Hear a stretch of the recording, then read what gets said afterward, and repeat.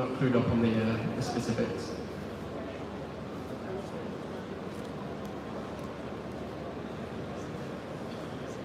Yeah, most of the yield comes from the yield reserve that's pumped by basically the Luna Foundation. So they had to pump $300 million recently because of the DPEG, because they were running out of money to give to savers on the Anchor protocol. So most of it is just their own money, and they're pumping it in with the idea to scale up so that eventually they'll be sustainable. That's the idea.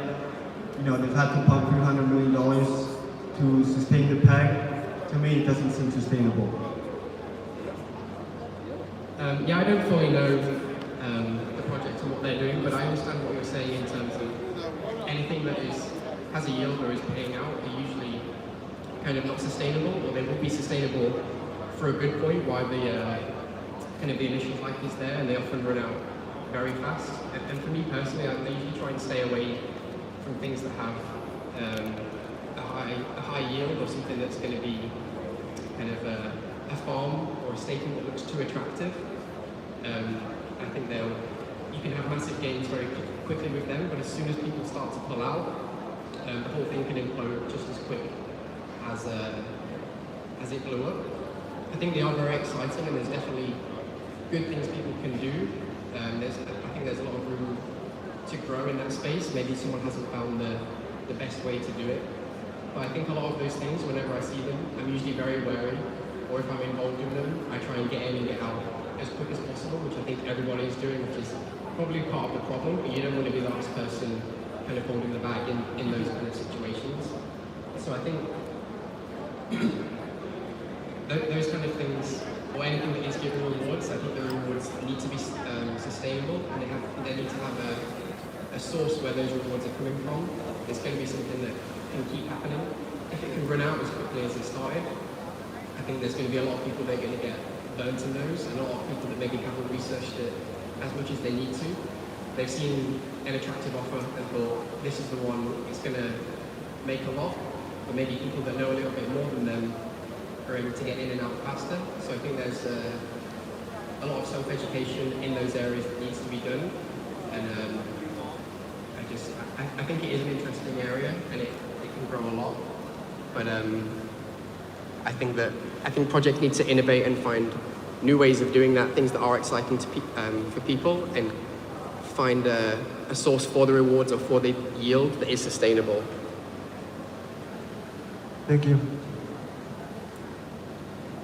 All right, we have a few more questions in the back.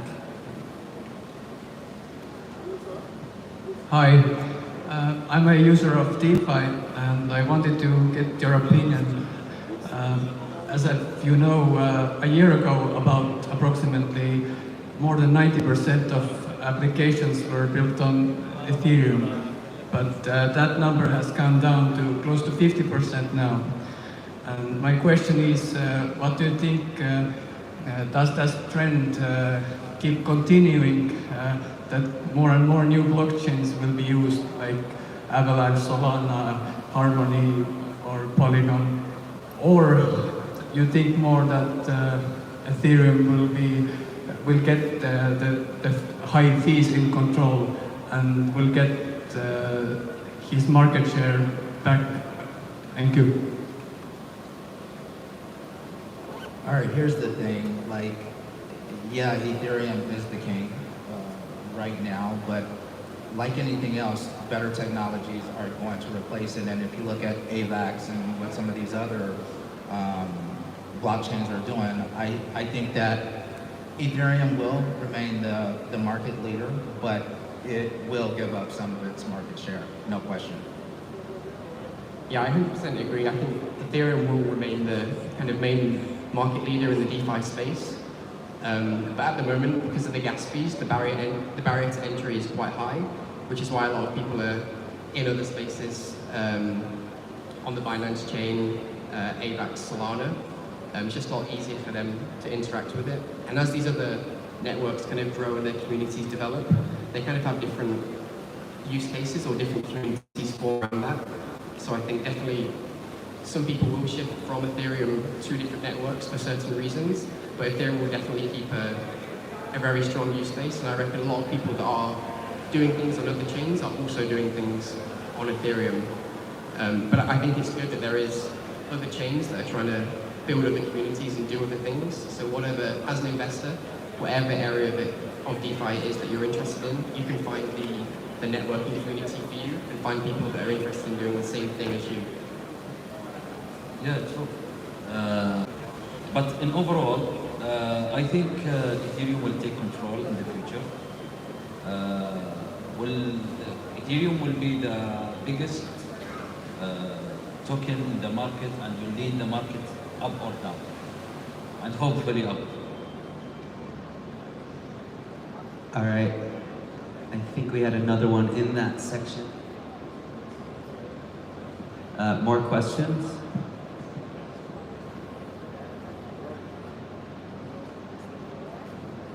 Hi, good morning. I have a question, like when we compare the crypto with the traditional currencies, like we have 206 currencies, and when we talk about the crypto coin, it's more than 6,000, 16,000. So how do we protect our risk? How do we find the legitness? And as far as inflation, you said it is inflation free. We talk about Ukraine, we talk about Russia, we talk about some of the South American countries. But it equally has the risk because of its price volatility.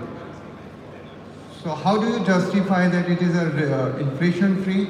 And how do we call it a stable thing?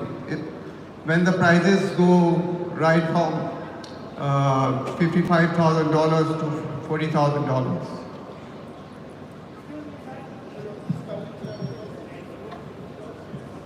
Can you clarify your exact question? My question is, how do we find the legitness? Means where should we invest when we talk about crypto? Second thing, how do we talk about crypto being inflation free? When the price goes up and down, means we face some kind of risk when we are facing inflation. At the same time, we are facing the risk because of the volatility in the prices of cryptos. Yes, so for the first part of your question, how do you choose which projects you want to get behind? Yes. So in my normal life, I have a lot of friends and family that ask this kind of question, like, what should I invest in, what should I do? They kind of look to me as a source of knowledge. I'm sure a lot of people have that as well. And what I always tell them is, maybe go and look at the top 10 or top 20 coins, and look at what that project actually is. Go to their website, read that white paper, and see which project aligns with your kind of views and values. So the things that you believe in and the things that you want to grow and kind of push forward into the future. I think these are the projects that you should kind of do more research in and personally invest in. I see investing in kind of the blue chip bigger coins as you're kind of voting with your money. So you want to back the people that you believe in their kind of ethos and message. Obviously people, they trade a lot of things, or swing trade things to make profits, but for me, I always look into which projects I believe in and which projects I like what they're doing, and then I'll back them with my investment. So I would always recommend to anyone that is asking me, go and read what that project is actually about. Instead of just reading the name and hearing that a lot of people have been speaking about it, go and research thoroughly what the project is and what they're trying to do in the space, and then if you believe in what they're doing, then get behind that project. Yeah, I absolutely agree. And I think the big thing with so many choices in crypto is that when regulation does come, there's going to be a massive shakeout, and that selection is going to be reduced. And when you're looking at crypto projects, right now it's a lot of speculation. There's a lot of Win Moon, Win Lambo, so on and so on. And I think that you're absolutely right. It has to align with your core beliefs. Why are you in crypto? Why are you investing in it? Are you investing as a hedge against inflation? Are you invest in it because you think that there's going to be some kind of traditional monetary collapse, why are you in crypto? And I think once you evaluate that, that's going to eliminate a lot of your choices. Yeah, true. I think gentlemen are said enough on this question. All right, so I think we have time for one or maybe two more questions. Maybe we can get her in the front. Yeah, let's get some.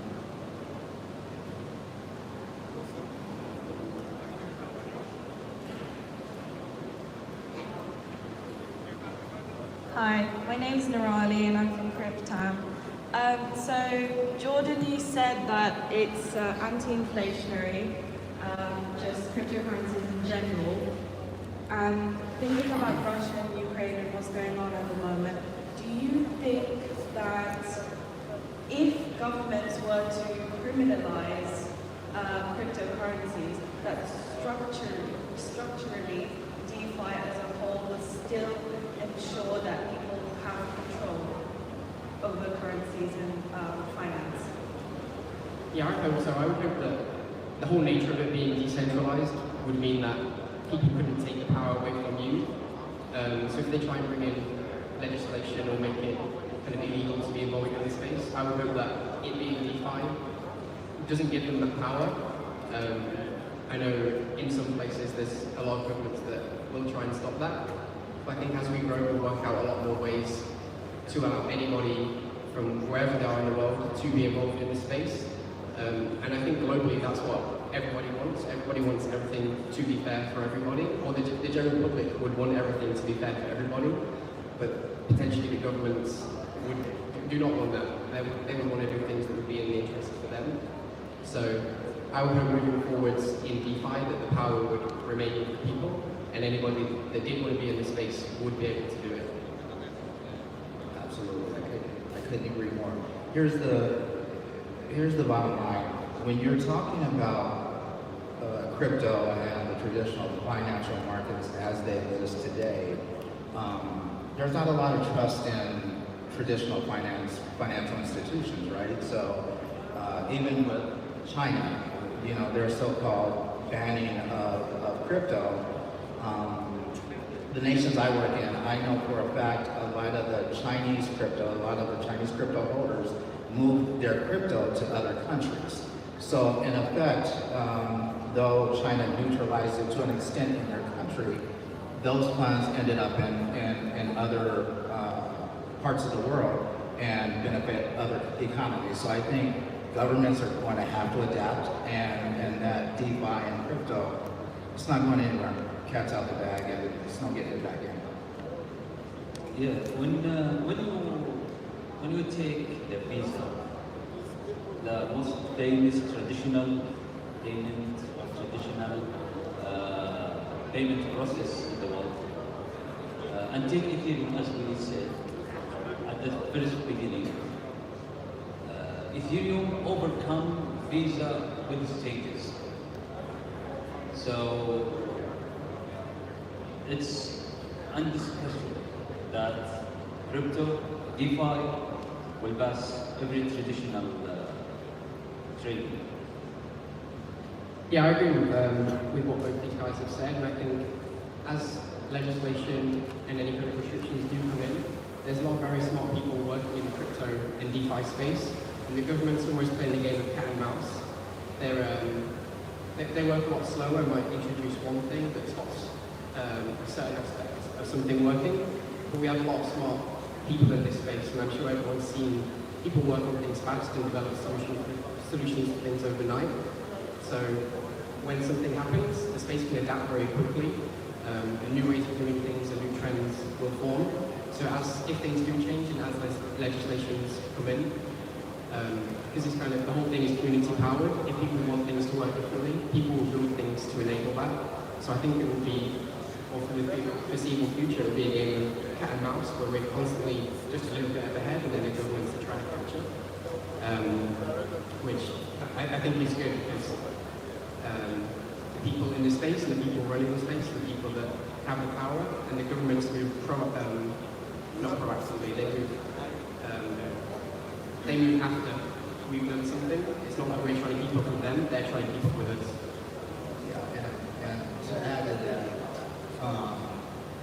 80+% of the world's population do not have bank accounts, do not have access to traditional finance, but everyone has a cell phone, which can access crypto. And as the crypto is adapted, in more nations and technology moves, I think it's going to be hard for traditional finance to keep up with that adaptation, in the crypto space.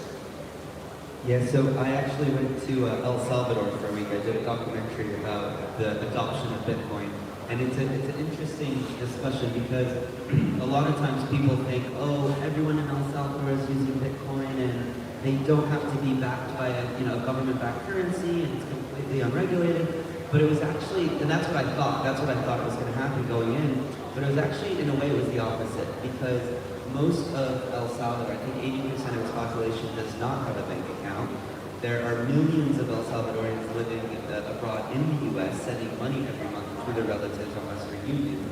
And so the government actually created an app called Chivo, which is for Salvadorians only, right? You and I cannot download this app. You have to be Salvadorian to download the app. And what do? You put in all your information, and it's a way to immediately bank you, right? Because now you can transfer dollars into Bitcoin, but they can also track you, right? And most Salvadorians don't know they can use another wallet. They're all using this Chivo app, which the government even gives you $33 worth of Bitcoin if you download the Chivo app. And this is a country where, minimum monthly income is I think $300, $400, right? So $30 is a sizable amount. So it's really interesting discussion because a lot of times we think it's cat and mouse, but in a country like El Salvador, which is the first country to adopt Bitcoin as legal tender, it's actually a fusion of the two. So it's going to be interesting to see how this plays out. And with that, we are out of time. So I want to thank everyone for your contributions, and we will see you on the conference.